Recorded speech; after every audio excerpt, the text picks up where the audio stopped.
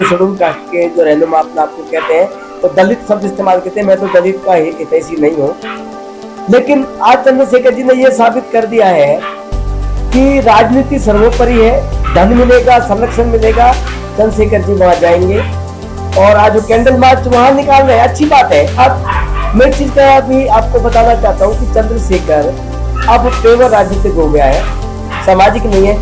Bhim army का नाम इस्तेमाल करके बाबा साहब डॉक्टर भीमराव अंबेडकर और उनके पूरे के पूरे चरित्र को बदनाम करने का कार्यक्रम किया कि बाबा साहब को हम भीम कहते हैं और ये बाबा साहब की जो आर्मी है ये कोई संगठन नहीं है, चंद्रशेखर या कोई भी आदमी इसका मालिक नहीं है।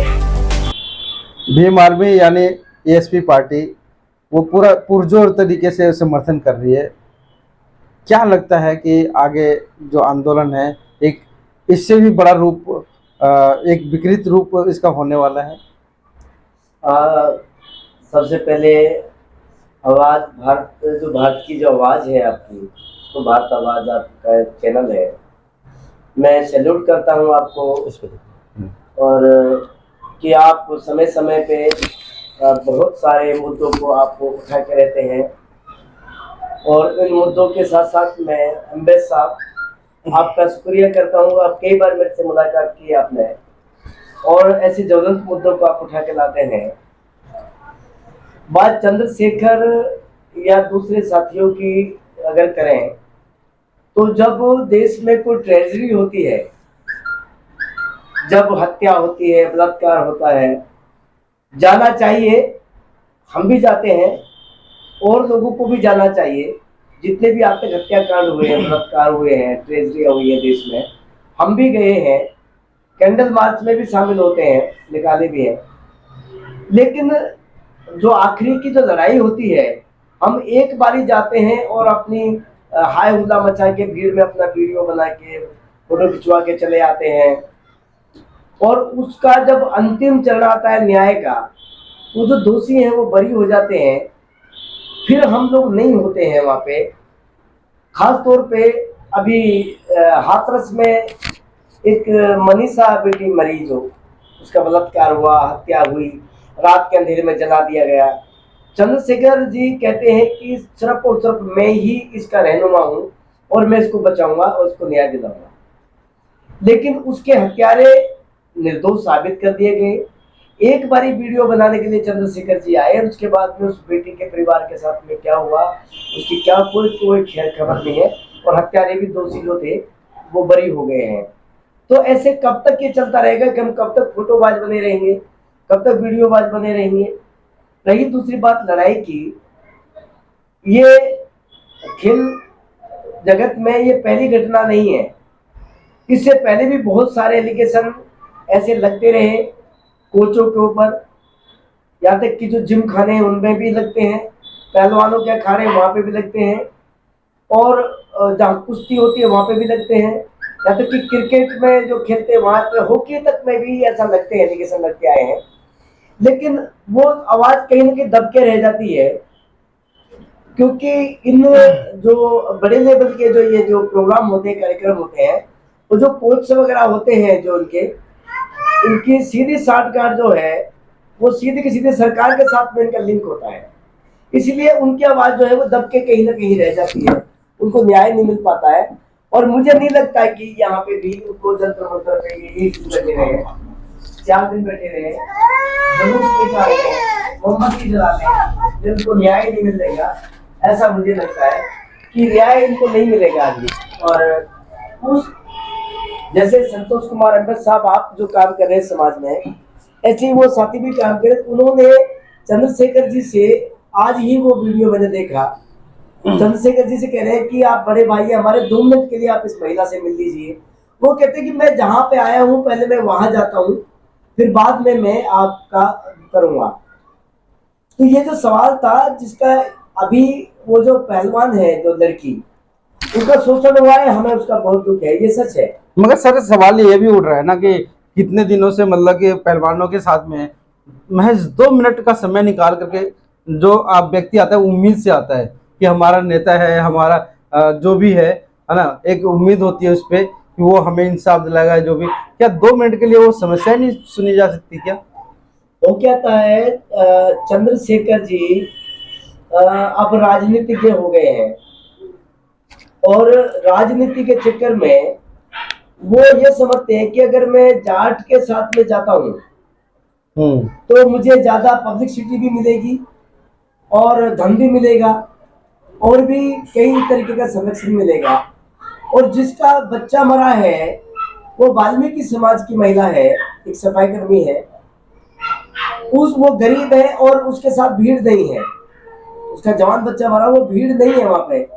लेकिन वहां पे चंद्रशेखर जी रुकते नहीं है क्योंकि वो कहीं ना कहीं एक राजनीति ढूंढते हैं। जबकि साथियों बाद में बताऊं, जब भी इस देश में चाहे वो ज्योति पांडे हो या जो डॉक्टर रेड्डी रही हो, जो जनरल कास्ट की लड़कियां रही, या गोल्डी यादव रही है, या जितने भी बच्चियों के साथ में शोषण हुआ है, अत्याचार हुआ है, हत्या हुई है, हम लोग बढ़ चढ़ के गए। और ये वाल्मीकि जाति के लोग भी बढ़ चढ़ के उनके बीच में गए हैं, ऐसा नहीं है।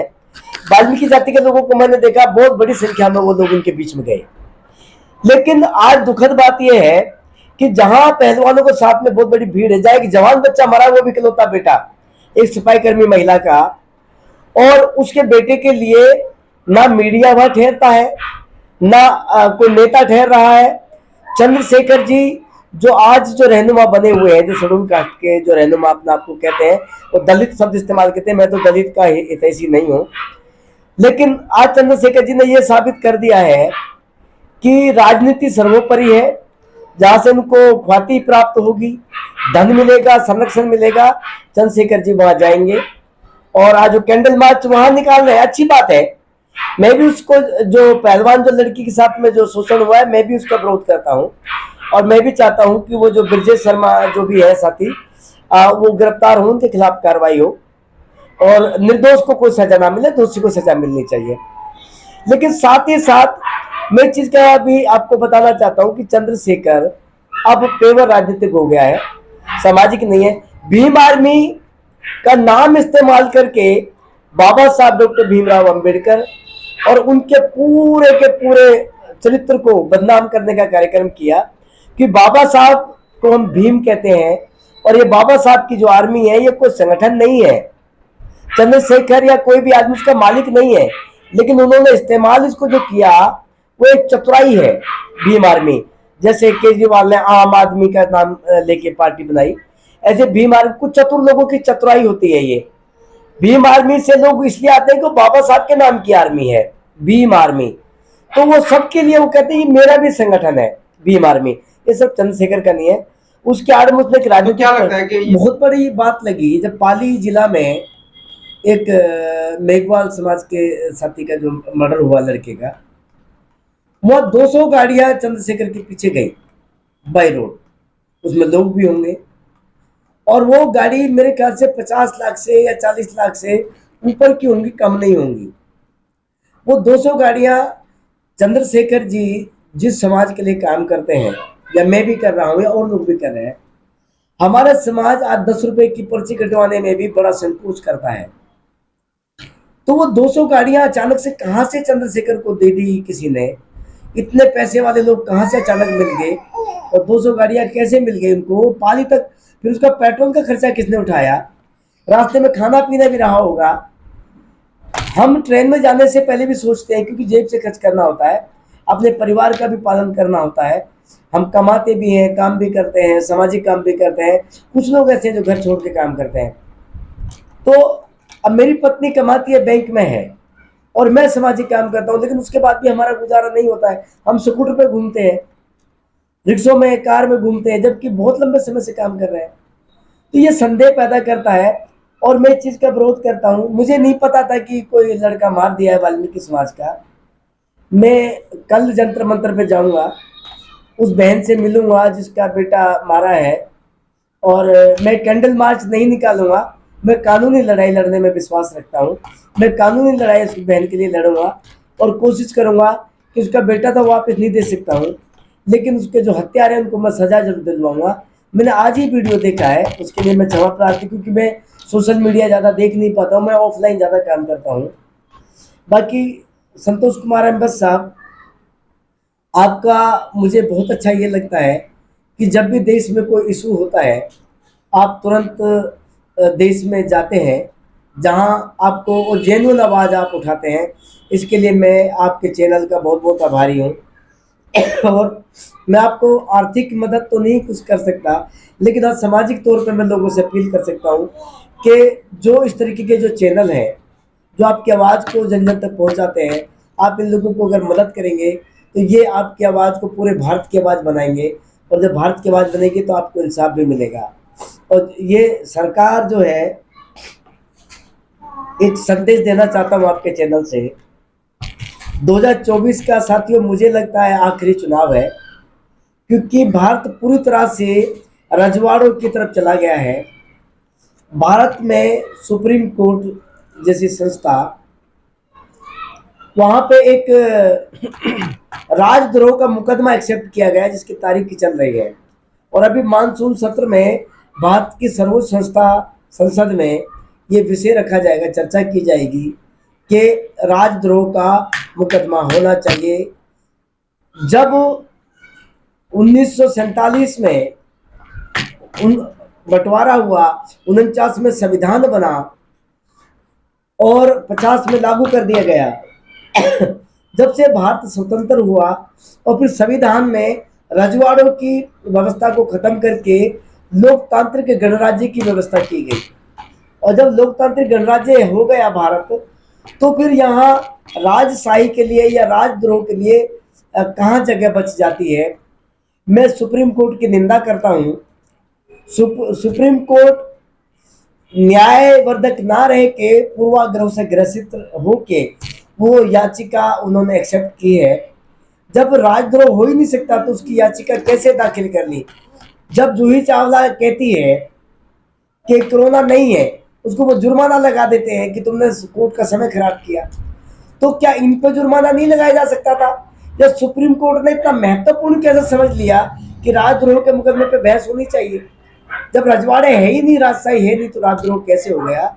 मैं इसकी निंदा करता हूँ और आगे करता हूँ, आप लोगों को आगाह करता हूँ साथियों कि अगर आप नहीं जागे, आप ईवीएम बंद करा रहे थे, आरवीएम भी आ गया जो ऑनलाइन वोटिंग होगी, वन नेशन वन इलेक्शन की जो बात हो रही है और एक राशन कार्ड में सबको लिंक करने की जो बात हो रही है, ये देश के लिए एक बहुत बड़ा खतरा है। कि आधार कार्ड कहता है कि ये तुम्हारा पहचान पत्र तो है, लेकिन ये तुम्हारी नागरिकता सिद्ध नहीं करता है, ये आधार कार्ड पर लिख दिया गया है। देश रजवाड़ों पे जा रहा है। आप 5 किलो राशन खाएंगे या देश को बचाएंगे? मुझे लगता है कि देश बचाना चाहिए। ये संदेश मैं संतोष कुमार एम्बस जी के चैनल से आपको देना चाहता हूँ और मैं शुक्रिया करना चाहता हूँ आपका। जय भारत, जय संविधान। और मैं भी पहलवानों के साथ हूँ, जिस बेटी के साथ शोषण हुआ उसके साथ मैं भी खड़ा हुआ हूँ। लेकिन मैं बाबा साहब की बात दोहराना चाहता हूँ साथियों